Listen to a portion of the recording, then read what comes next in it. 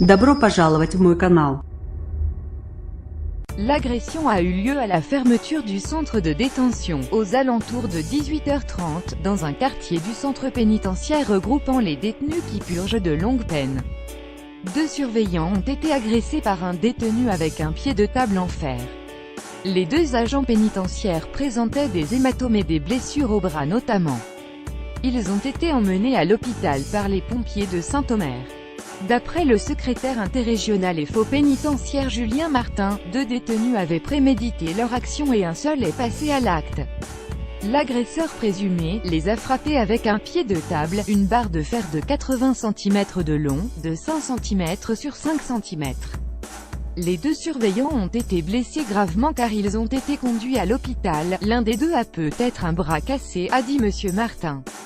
On est très choqués, ça ne va faire qu'amplifier la grogne et il y aura un durcissement demain à Longuenesse, a dit M.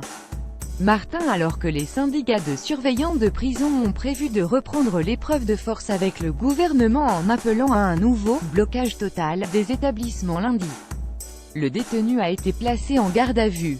Pour l'heure, les motivations de l'agresseur sont inconnues. Il ne s'agirait pas d'un détenu radicalisé, d'après une source du centre pénitentiaire. C'est un jeune dont on n'a jamais entendu parler. On ne s'explique pas son geste. A-t-il été manipulé et poussé à commettre cet acte? ESTCE en lien avec les conditions de détention actuelles?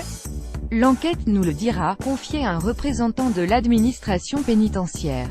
Il s'agit encore une fois d'une agression envers le personnel. On n'en peut plus, c'est quotidien, a estimé monsieur Lefebvre.